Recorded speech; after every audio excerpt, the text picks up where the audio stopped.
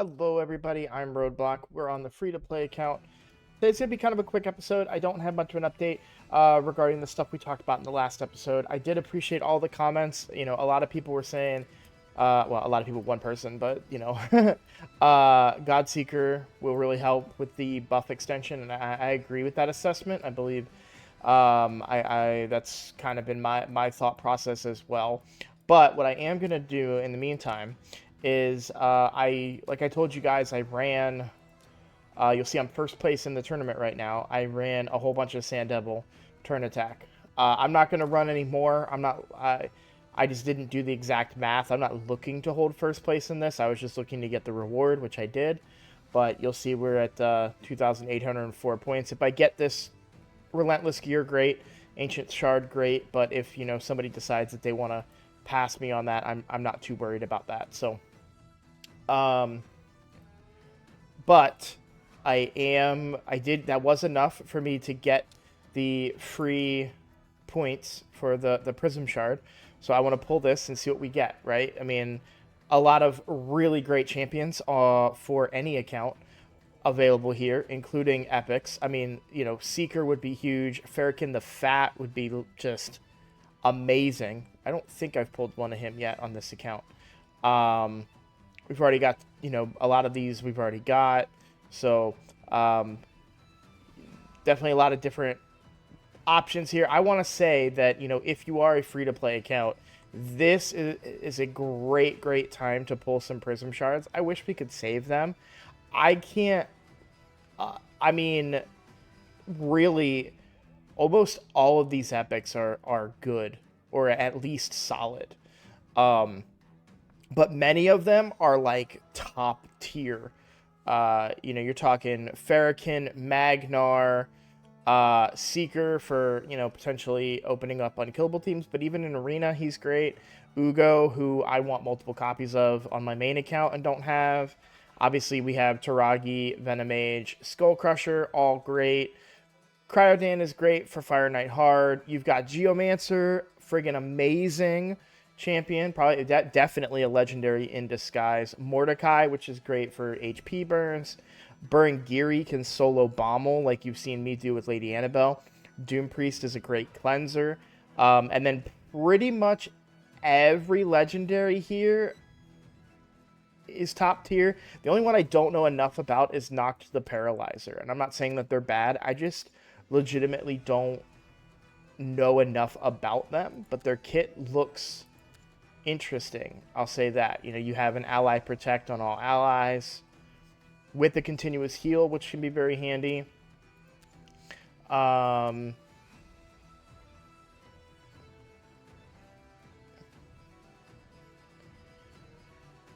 then you've got poison, so 2 poisons for 2 turns. Yep.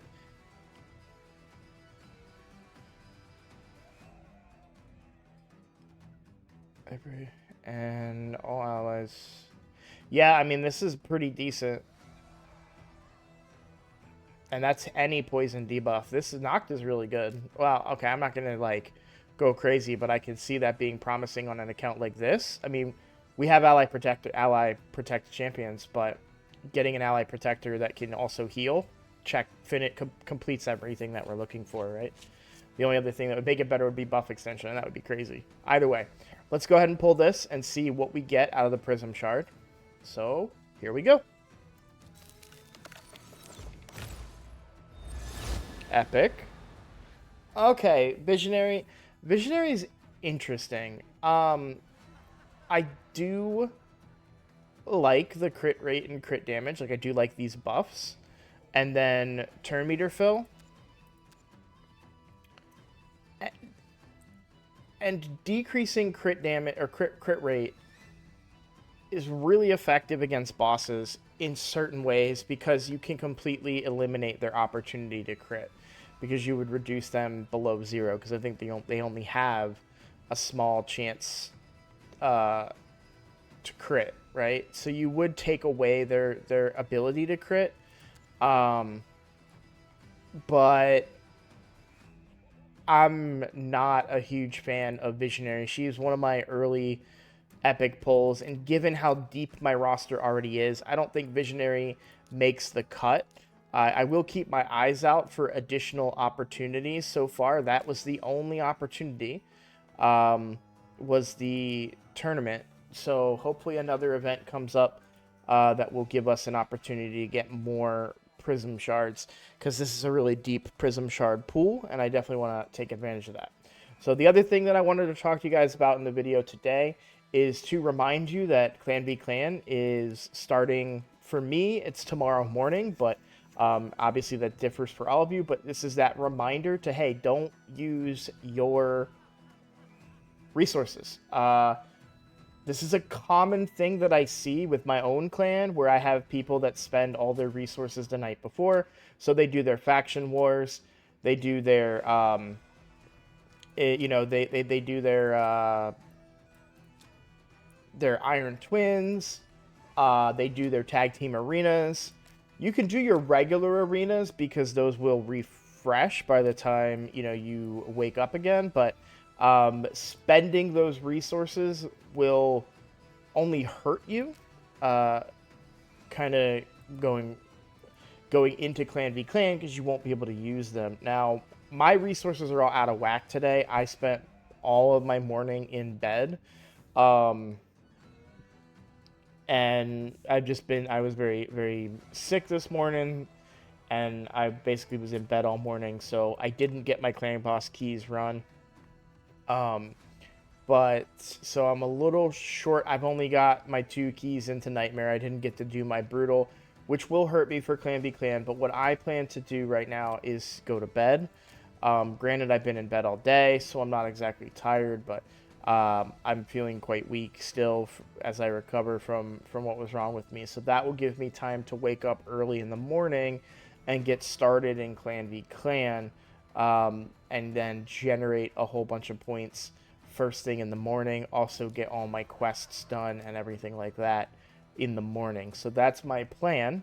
It's a little bit opposite of how I usually work, right? Usually I'm up until the wee hours of the night, but this will be more beneficial to me, given that I have to wait to use all my resources. Now, normally this doesn't work for me because I have to wake up early and go to work, but tomorrow, for some reason, is a very rare opportunity for me where I have work, but I don't have to go in early, which normally I do on Tuesdays. So the fact that I don't have to go in early gives me an opportunity to adjust my schedule a bit, wake up early, and spend these resources. So, we're talking probably about 7 hours of good sleep, and then I'll wake up and spend these resources for Clan v Clan and try to up my score. It is a personal rewards Clan v Clan, so I want to put up a pretty decent score if possible. And I'll have a lot to show you guys tomorrow about how well that Clan v Clan went for me and everything. So, and then hopefully, like I said, hopefully we get another opportunity to get more Prism Shards for this event. I think that's going to be really good. For the account, if I can get any of these really kind of, I would really love. I may already have pulled a Seeker on this account. I can't remember. No, I would love to pull Seeker on an opportunity like this. That would set myself up for a potential unkillable if I could pull like a Demetha. Obviously not from this event, but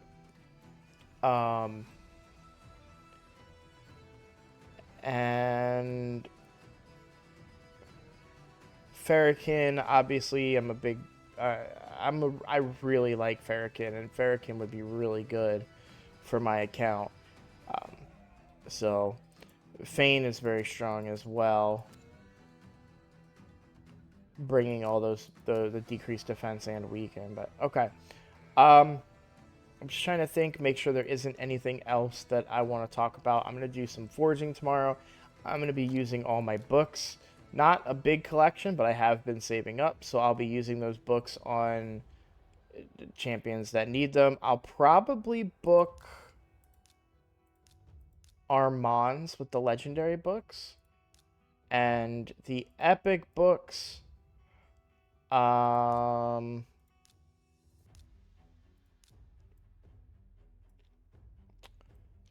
don't know who gets the epic books. Probably gonna be Godseeker. Let's analyze this a little bit while I have time.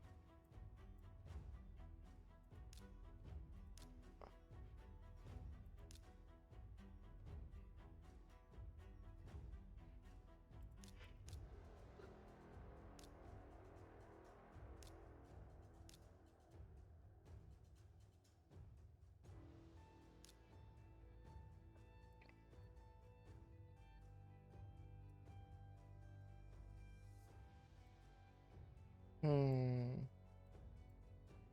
Probably Godseeker. I don't really have any active epics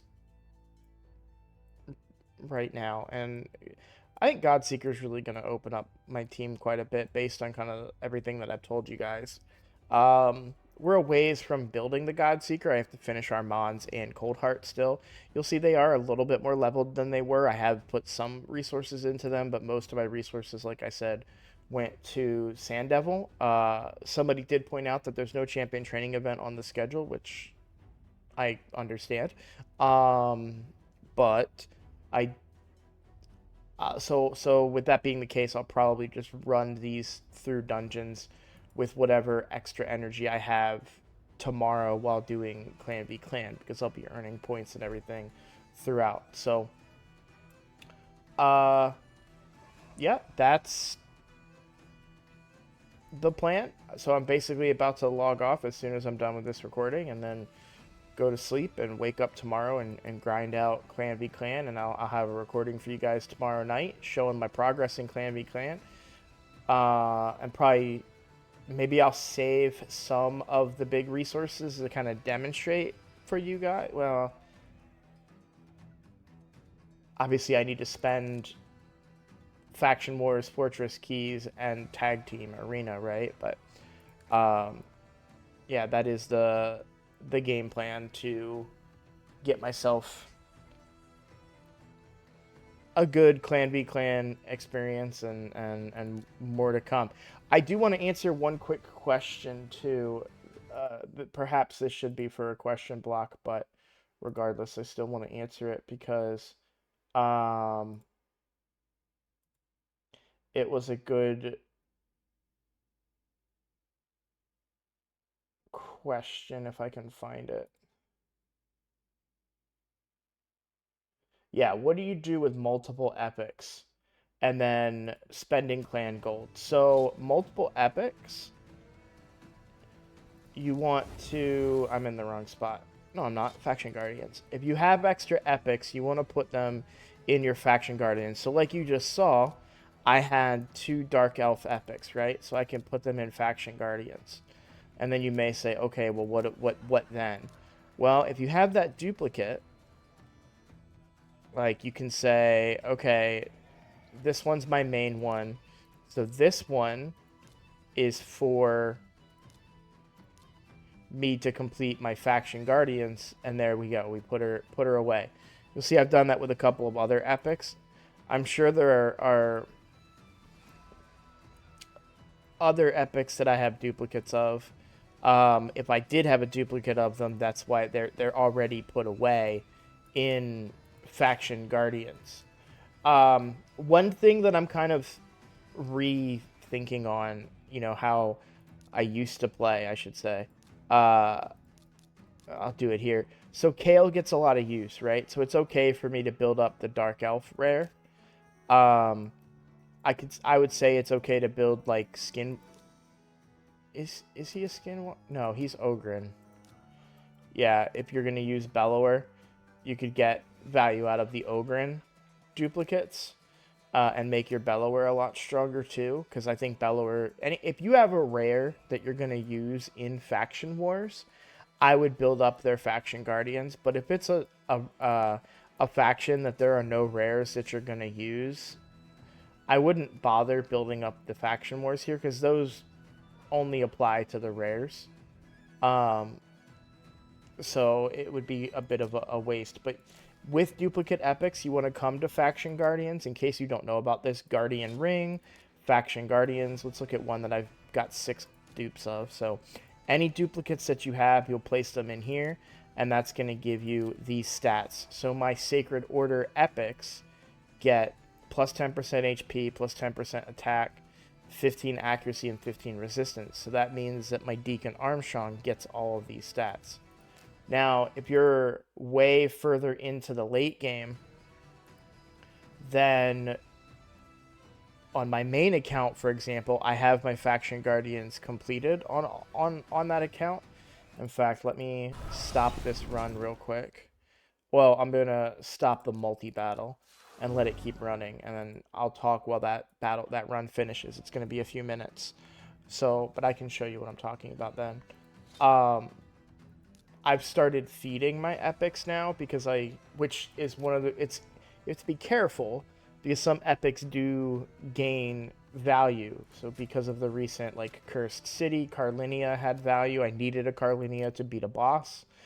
But I also accidentally on that account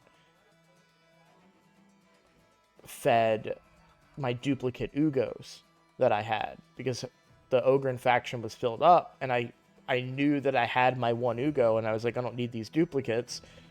Faction Guardians is full. I know it's safe, quote unquote, for me to feed her copies. Well, then what ended up happening was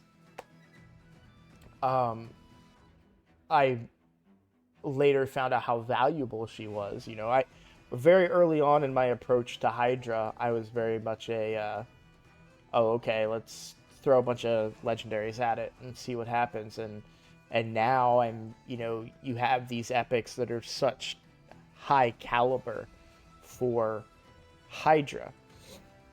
Ugo being one of them. Ugo just checks off so many boxes and makes the fight so much easier. So I want a duplicate Ugo that I don't have. And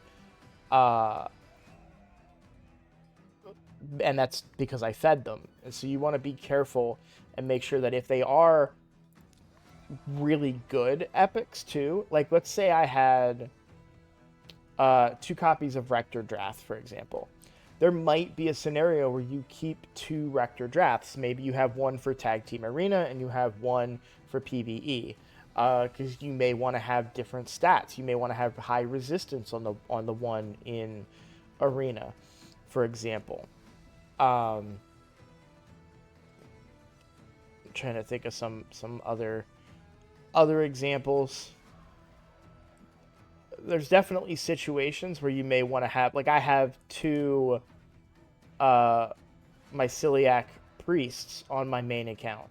The reason being that with the Sylvan Watchers faction, there aren't that many champions. So to complete Faction Wars, Ornn was able to do that, but I had like 1 Ornn on for the faction. I have since acquired many legendaries in that faction, but for the longest time I had only Dythie, Ornn, and like Cryodan, right? And so you have to kind of work with what you got. So when I had 2 copies of Ornn, I had 2 really good AoE poison champions with activation. So I was like, oh, well, that's really good. I can make good use of them. So let's do that.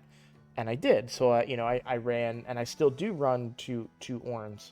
I could probably get rid of one of them, but at this point, they're both built and somewhat mastered, I think. This fight's almost over. So this is my main account right now. We're just finishing up Sand Devil here. And it's probably got another 30 seconds or so. But this is not anything crazy. I think this is like stage 18 or something like that. I don't have the tune right now for it to be consistent at the higher difficulties just yet. I'm still figuring that out. And I have a really good idea for a potential Sand Devil team that I want to show you guys. But I'll actually avoid clicking my red. Well, maybe, because if this is enough to get me the... No, not even close to get the fragments on here.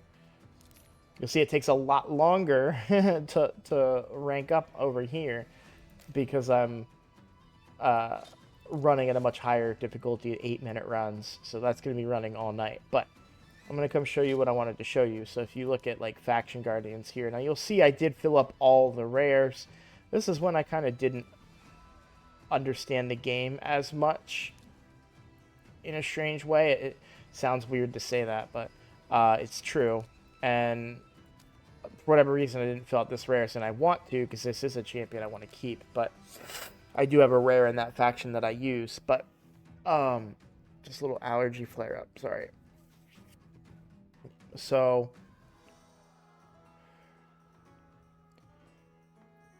I'm trying not to sneeze. Sorry, guys. The only faction that I don't have epics completely filled out is dwarves, and this is really interesting because I have a speed tune that uses Demitha. This would screw that up by a lot, so I actually leave this one intentionally blank. But you'll see I do have my everything else filled for the other ones. But really, in reality, like you'll see here, again, Sylvan Watchers, I have the rare, but I'm not going to use any rares in this faction. You'll see I actually have 4 Orns now. You'll see 2 of them are level 50, and those are my Faction Guardian Orns. I haven't checked in a minute if I've gained any new doubles, so...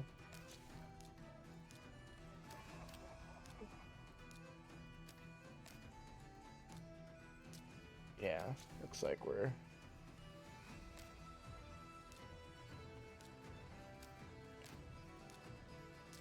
Yeah. Oh yeah, I don't think I have any legendaries in the... Oh no, I think I finally pulled some Ogryn legendaries. Yeah, I did finally. For the longest time, I didn't have any legendaries in that faction. But... So now that this is all filled up, my Faction Guardians are all filled up with my epics. So now when I look at my roster and I'm like looking for food, I can say, I'll come down here to the 4 stars. So I know that I have, let's find a good example here. I know I've got one. There we go. So I've got 2 Valas, right? So I don't need one for Faction Guardians, but I may want to keep one for City of Centranos. So I could feed this Vala. Now, that's what I would do on this account, because I don't really have a need for, other than Ugo, at least at the moment, I don't have a need for duplicate epics, because I do have a very deep roster. I mean, if I was to show you just all of the legendaries that I've accrued on this account, like it's a deep roster. I'm sure many of you are like, why aren't you using that amazing champion? What is wrong with you? But it is a deep roster, and I don't need as many duplicate epics on this account, so I tend to feed them and use them in that way.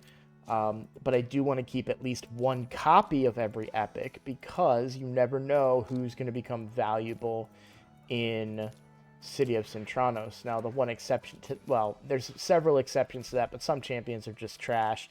Like, I wouldn't keep, I think his name's Fearmonger. Everybody has that one champion, right, that they absolutely hate to see. And for me, it's Fearmonger. I've pulled this guy way more times than I would have liked. He sucks. I don't like him. And I will feed him every time I see him. So, okay, well, yet again. Oh, wait, there was another part of this. Spending clan gold. Let's talk about that, since I have a little bit of time left. I mean, we're at 24 minutes, but this should be a quick part here. So spending clan gold. So once you have your fragments, now what? Well, it depends on the level of your clan. my clan just recently hit a high enough rank to open up slots 9 and 10, which are very valuable. You've got rank 4 chickens, you've got legendary skill tomes. If we go to my main account, which gets a lot more clan gold, you will see I've purchased the legendary skill tome. I don't really need the rank 4 chicken. And you'll see I've already purchased the 2 legendaries out of here, right? So back to we're back to the free to play now. You'll see Yakarl is still being purchased. So when you're done getting the legendaries, and I still think that the best way to spend your clan gold is to have those legendaries. You'll see that Trekstar, Yannica, Yakarl is not finished yet, but when he is, I may unlock him.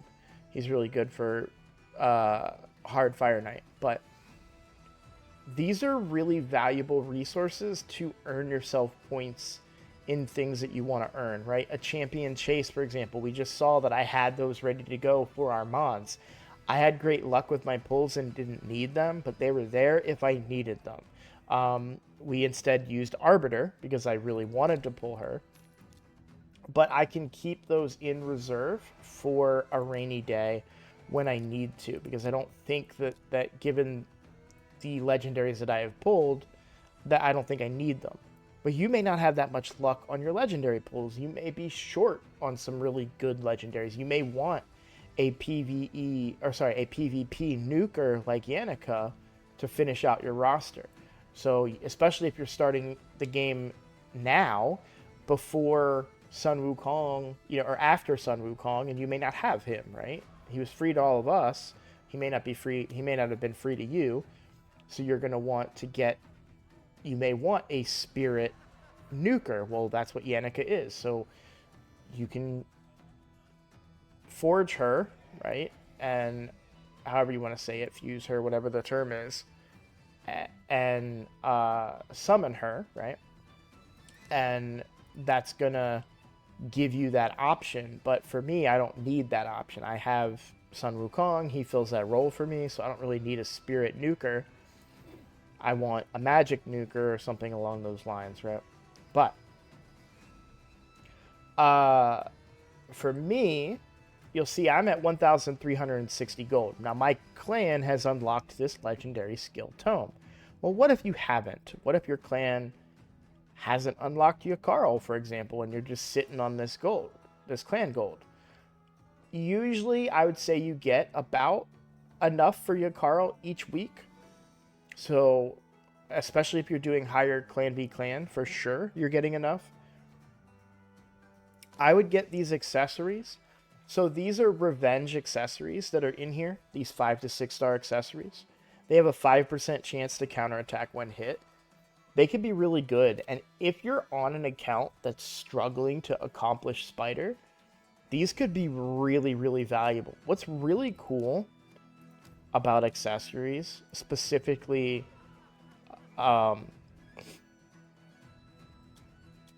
your amulets and your banners, what I think is really cool about them is that they have limits on their substat rolls. So everything that substat rolls on an amulet is flat stats unless it is already flat stat and has crit damage as a percentage below it, right? So if you're looking for 5 to 6 star accessories, the clan shop is a good resource. Like, if you're not consistently farming higher levels of Spider for whatever reason, this is a great opportunity to get not only accessories that give you a chance to counterattack, but you also get accessories in general that are 5 to 6 stars. And I mean, I'd take a green one, right? Like, if I had a green 5 to 6 star amulet, that's still a good amulet, because you're only looking for the main stat. All the substats are flat stats. They're not going to wow anybody. Obviously, in this case, I've got 2 accuracy, which is a good substat roll on it. But, you know, when you're not able to clear that lower level stuff, those accessories can be really valuable out of the clan shop on top of the counterattack portion of it. So I haven't bought that many on this account. A lot of them are actually equipped. I'll see some here soon. Wait. Oh, this is the free-to-play account. I haven't bought any on the free-to-play account because I can consistently farm. But on the main account, if I do accessories and then... Oh, yeah, here we go. There's one right here. Revenge Ring. 5% chance to counterattack when hit. HP percent with HP percent substats. This is pretty good. Now, if I had... Let's say I had... You know who actually this would be really good on is actually who we're looking at right here. So I'm going to go ahead and do that. I'm going to upgrade that to 16. I don't like the substat rolls I got on it. And it's going to probably reduce my HP by a bit. But the reason it's good on Lady Mikage is that her A1, I team her up with Shadowkin a lot. And she has a chance that a random ally will join the attack, which is really good. And then I think her A1 over here has a chance for... Or it will place a sleep debuff for 1 turn and decreases turn meter by 15%. But, yeah, having that revenge accessory on Mikage is really good. Another champion it would be good on, would if it was defense, would be Mishinaki, for example. But if you have champions that have really good A1s, those counterattack accessories can be very, very valuable for an account. So that is where I would spend your excess clan gold if you had it. Now for me, I'm saving up for the legendary skill tomes. If you ever are curious what can happen in here. So this is everything that you can get in a slot. So you'll see we have rank 9 and 10 unlocked. So if you look at the slot, so slot 10 can have a Void Shard. Slot 9 can have a book or Killstroke gear, which is really good. Slot 12, which we don't have unlocked, can have guaranteed 6-star gear, or 5-star chickens, or 5-star glyphs. A lot of really good resources in these slots as you go up. Slot 5 is always those accessories.